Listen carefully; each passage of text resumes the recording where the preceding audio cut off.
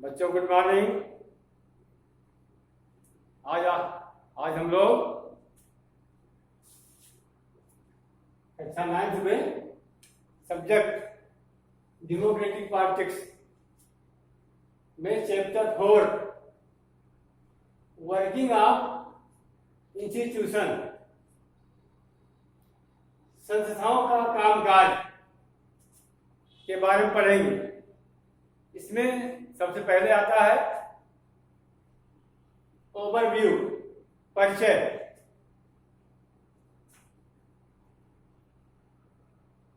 लोकतंत्र का मतलब लोगों द्वारा अपने शासकों का चुनाव करना भर नहीं है।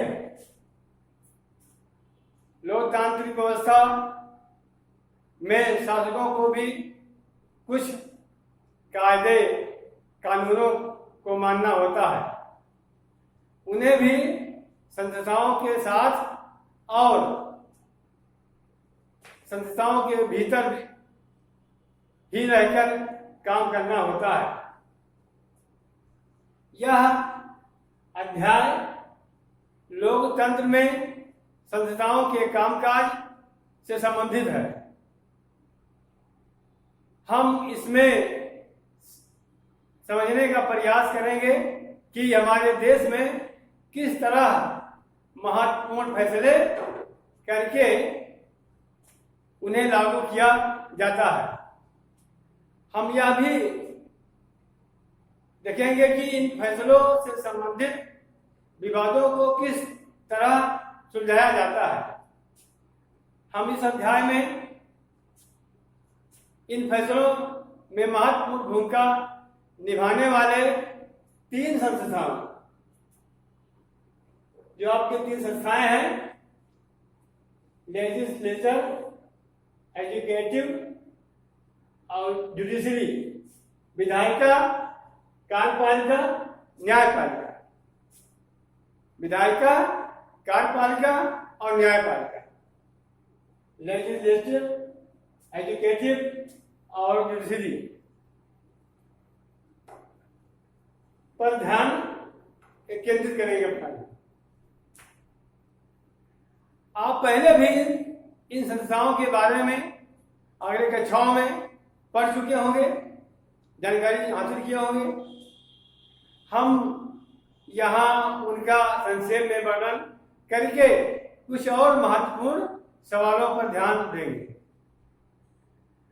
हर संस्था के संबंध में हम यह प्रश्न करेंगे कि यह किस तरह के काम करती है। एक संस्था दूसरी संस्था से कैसे जुड़ी है। इनके कार्यों को क्या चीज कम या ज्यादा लोकतांत्रिक बनाती है। इस अध्याय का मुख्य उद्देश्य यह समझना है कि किस तरह से संस्थाएं मिलकर सरकार का काम करती है। कई बार हम इनकी तुलना दूसरी लोकतांत्रिक संस्थाओं की इसी तरह की संस्थाओं से करते हैं। इस अध्याय में हम राष्ट्रीय स्तर की सरकार के कामकाज से उदाहरण देंगे। राष्ट्रीय स्तर पर भारत की सरकार को केंद्रीय संघ की सरकार भी कहा जाता है। इस अध्याय को पढ़ते हुए हम अपने प्रदेश की सरकार के कामकाज के उदाहरणों पर भी नजर रख सकते हैं। इसमें आपका पहला आता है, how is a major decision taken. प्रमुख नीतिगत फैसले कैसे किए जाते हैं। प्रमुख नीतिगत फैसले कैसे किए जाते हैं। उसमें पहला है ए गवर्नमेंट ऑर्डर, एक सरकारी आदेश। एक जो सरकारी आदेश निकलता है वो कैसे बनता है, कौन निकालते हैं, इसकी हम जानकारी करेंगे। 13 अगस्त 1990 के दिन भारत सरकार ने एक आदेश जारी किया। इसे कार्यालय ज्ञापन कहा गया, ऑफिस मेमोरेंडम, ऑफिस मेमोरेंडम कार्यालय ज्ञापन कहा गया। सभी सरकारी आदेशों की तरह इस ज्ञापन पर भी एक संस्था थी और यह आदेश उसी संस्था से जाना जाता है। ओएम नंबर उसमें पड़ा था, ओएम नंबर 36/31/90। कार्मिक जन शिकायत और पेंशन मंत्रालय के कार्मिक एवं प्रशिक्षण विभाग ने एक संयुक्त सचिव ने इस आदेश पर दस्तखत किए थे। यह छोटा सा आदेश मुश्किल से 1 पन्ने का था। अगर आप इसे देखेंगे तो यह एक वैसा ही आम सर्कुलर था या नोटिस लगेगा जैसे आपने स्कूल में देखी होंगे। सरकार हर रोज विभिन्न मामलों पर सैकड़ों आदेश जारी करती है, लेकिन यह आदेश बहुत महत्वपूर्ण था और कई सालों तक विवाद का कारण बना रहा। अब आगे देखेंगे, आइए अब देखते हैं कि यह निर्णय किस तरह लिया गया और इसके बाद क्या हुआ। जो आदेश निकला था, वो निर्णय हुआ, वो किस तरह का था और उसमें आगे क्या हुआ। हम सरकारी आदेश में एक प्रमुख नीतिगत फैसले की घोषणा की गई थी सरकारी आदेश में। इसमें कहा गया था कि भारत सरकार के सरकारी पदों पर और सेवाओं में 27% रिक्तियां सामाजिक एवं शैक्षिक दृष्टि से पिछड़े वर्गों SC/BC के लिए आरक्षित होंगी। अब तक जिन जाति समूहों को सरकार पिछड़ा मानती है, उन्हीं का एक और नाम SC/BC social and educationally backward classes SC/BC है। अब तक नौकरी में आरक्षण का लाभ केवल अनुसूचित जाति और जनजातियों को ही मिल रहा था। अब SC/BC या सामाजिक और शैक्षिक दृष्टि से पिछड़े वर्गों के लिए तीसरी श्रेणी तैयार की जा रही थी और इसके लिए 27% का अलग कोटा तैयार किया जा रहा था। अन्य लोग इन 27% नौकरियों के लिए प्रतियोगिता नहीं कर सकते थे। अब फिर आता है इसके बाद में द डिसीजन मेकर्स, निर्णय करने वाले कौन होते हैं, इसके बारे में जानकारी करेंगे।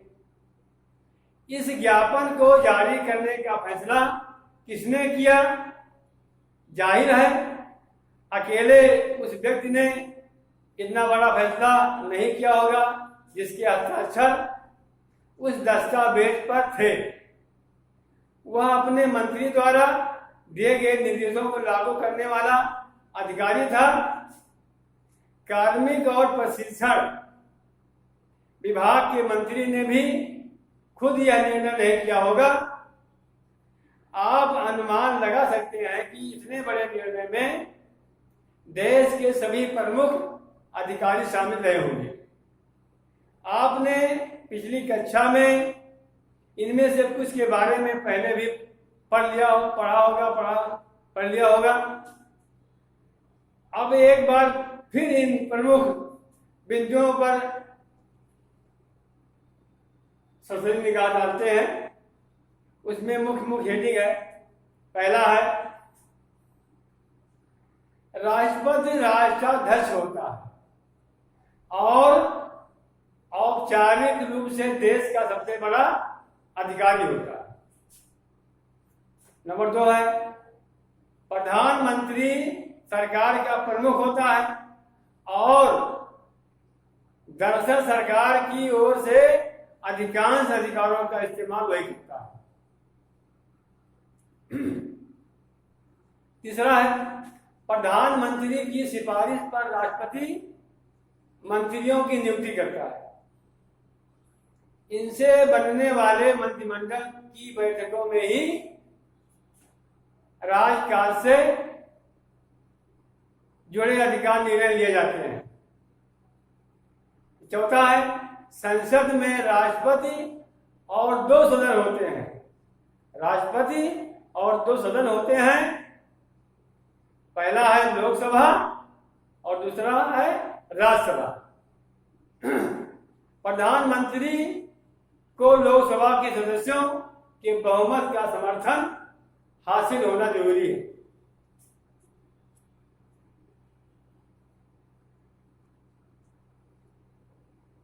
तो क्या कार्यालय ज्ञापन के फैसले के मामले में ये सब शामिल थे? इसके बारे में पता करते हैं। यह सरकारी आदेश एक लंबे घटना चक्र का परिणाम था। भारत सरकार ने 1979 में दूसरा पिछड़ी जाति आयोग गठित किया था। 1979 में दूसरा पिछड़ी जाति आयोग गठित किया था। इसकी अध्यक्षता बीपी मंडल ने की थी और इसी के कारण इसे आमतौर पर मंडल आयोग कहते हैं। इसे भारत में सामाजिक और शैक्षिक दृष्टि से पिछड़े वर्गों की पहचान के लिए मापदंड तय करने और उनका पिछड़ापन दूर करने के उपाय बताने का जिम्मा सौंपा गया था। इस आयोग ने 1980 में अपनी सिफारिशें दी। आयोग द्वारा सुझाए गए उपायों में एक सिफारिश भी सरकारी नौकरियों में सामाजिक और शैक्षिक दृष्टि से पिछड़े वर्गों के लिए 27% आरक्षण देना। इस रिपोर्ट और उसकी सिफारिशों पर संसद में चर्चा हुई। वर्षों तक कई पार्टियां और सांसद इसे लागू करने की मांग करते रहे। फिर 1989 का लोकसभा चुनाव हुआ। जनता दल ने अपने चुनाव घोषणा पत्र में वादा किया कि सत्ता में आने पर वह मंडल आयोग की सिफारिशों को लागू करेगा। चुनाव के बाद जनता दल की ही सरकार बनी और उसके नेता बीपी सिंह प्रधानमंत्री बने। इसके बाद कई घटनाएं हुई। पहली घटना, नई सरकार ने संसद में राष्ट्रपति के भाषण के जरिए मंडल रिपोर्ट लागू करने की अपनी मंशा की घोषणा की। 6 अगस्त 1990 को केंद्रीय कैबिनेट की बैठक में इसके बारे में एक औपचारिक निर्णय लिया गया। अगले दिन प्रधानमंत्री वीपी सिंह ने एक बयान के जरिए इस निर्णय के बारे में संसद के दोनों सदनों में सूचित किया। कैबिनेट के फैसलों को कार्मिक और प्रशिक्षण विभाग को पत्र भेज दिया गया। विभाग के वरिष्ठ अधिकारियों ने कैबिनेट के निर्णय के मुताबिक एक आदेश तैयार किया और मंत्री की स्वीकृत केंद्रीय सरकार की तरफ से ली। एक अधिकारी ने उस आदेश पर हस्ताक्षर किए और इस तरह 13 अगस्त 1990 को ओएम नंबर 36/012/31/90 तैयार हो गया। अगले कुछ वर्षों महीनों तक यह देश का सबसे ज्यादा चर्चित मुद्दा बना रहा। सभी अखबार और पत्रिकाओं में इस मुद्दे पर तरह तरह के विचार आए, बहस चली। इसके चलते कई प्रदर्शन और जवाबी प्रदर्शन हुए। इनमें से कुछ हिंसक भी थे। इससे नौकरियों के हजारों अवसर प्रभावित होने वाले थे। इसलिए लोगों को प्रतिक्रिया बहुत दी गई थी। कुछ लोगों का मानना था कि भारत में विभिन्न जातियों के बीच असमानता के कारण ही नौकरियों में आरक्षण जरूरी है। उनका मानना था कि इससे उन लोगों को बराबरी पर आने का मौका मिलेगा जिनको सरकारी नौकरियों में अभी तक उचित प्रतिनिधित्व नहीं मिला है। दूसरे पक्ष के लोगों का मानना था कि इस निर्णय से जो पिछड़े वर्ग के नहीं हैं उनके अवसर छिनेंगे। अधिक योग्यता होने पर भी उनको नौकरियां नहीं मिलेंगी। कुछ लोगों का मानना था कि इससे जातिवाद बढ़ेगा जिससे देश की प्रगति और एकता पर असर होगा। यह निर्णय अच्छा था या नहीं, इस अध्याय में हम इस बारे में बात नहीं करेंगे। हम इस अध्याय में हम इस उदाहरण को यहाँ सिर्फ यह समझाने के लिए बता रहे हैं कि देश के प्रमुख निर्णय कैसे किए जाते हैं और उन्हें कैसे लागू किया जाता है। फिर इस विवाद का निपटारा किसने किया, कैसे हुआ, इसके बारे में इस पूरे पाठ में बताया गया है। भैया और बहनों, आप लोग इस पुस्तक को ध्यान से पढ़ना और जो हम भेजेंगे उसको अच्छे से लिखना। थैंक यू, धन्यवाद।